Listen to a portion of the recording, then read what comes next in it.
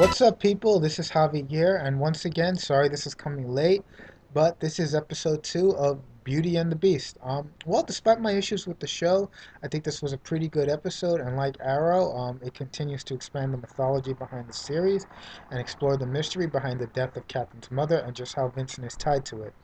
Personally, I think that's the most interesting part of the series thus far, and it's where most of the action and intrigue of the series is coming from, which is not great from a police procedural series where the main focus is supposed to be the daily cases. Now, there have been plenty of procedural series that have done overreaching arcs, and CIS is one such series, but the case by case stuff was enough that it was still able to be the main focus while any um, arcs were largely kept in the background till it's time for the arc to reach its climax or to move in a big important step and a step that would probably lead us to the climax.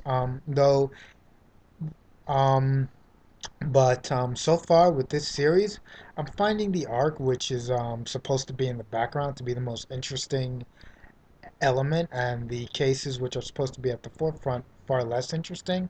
And I'm just not sure if it really fits here. I mean, it's not bad.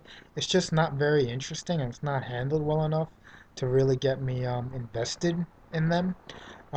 Kristen Crook still is doing a very good job as Catherine. A lot of people are saying that she's similar to her last TV character, Lana Lang on Smallville, which I have to say I still agree with.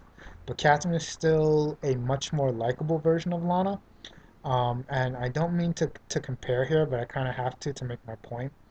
But Catherine as a character, while she's doing some pretty questionable and outright wrong things, especially with trespassing into Vincent's home or more or less harassing him, and doing it just because she wants answers about her mom, unlike Lana, she actually admits and genuinely realizes she's done wrong. She apologizes to Vincent, and Vincent admits that he's not completely at fault because he also keeps on saving her, which allows them to make a genuine fresh start. However, there is going to be fallout and there are going to be consequences for Catherine's actions, as well as Vincent's too. And of course, this episode also, we see the fallout really well. The fallout actually started in the pilot, but it continues on here.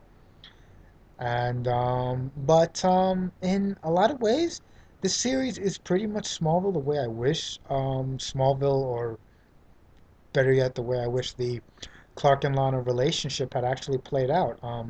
The fight scenes were definitely the big highlight of this episode. They were much better than the ones on Arrow this week. There was this one really good fight that had Catherine versus what I'm pretty certain was probably a military guy in a hand-to-hand fight. It was very well done, very intense. The moves were great, and I actually think this might be the best fight I've seen Christian Kirk have. Well, okay, that's a stretch there, but it's definitely up there, and it was one that I certainly enjoyed. I still wish that Vincent was an actual beast because I really don't think this story works with him looking like a normal person. I saw one post on IMDb mentioning how the series was actually somewhat similar to Dark Angel, and yeah, I even didn't pick up on it, but there are some similarities. Though probably not intentional. However, in Dark Angel, Max still went out. She had a job, she had friends, and there were issues brought up regarding Max staying in Seattle when she could be leaving with Manticore, still openly and actively chasing after her. Here, none of those things have been brought up, and Vincent really has no reason to constantly be hiding or any real good reason that I can tell to be staying in New York City. But I already went into that in my last three-part review of the pilot. So maybe looking to Dark Angel for a source of inspiration might not be a bad thing for the writers. I mean, if anything, it might be able to at least help with closing some of the plot holes that I've mentioned. But all in all, this episode was good for the mythology of the series. And next week looks like it's going to be heavily devoted to the mythology, which should be pretty good. The fight scenes were really good, and the mythology definitely has me hooked. And I'm looking forward to seeing it expanded. However, this show really needs to work on the police procedural elements of the series. That's its major flaw at the moment, and hopefully that can be improved as time goes on. If you like what you saw, please rate, comment, subscribe. And until next time, this is Javi, signing out.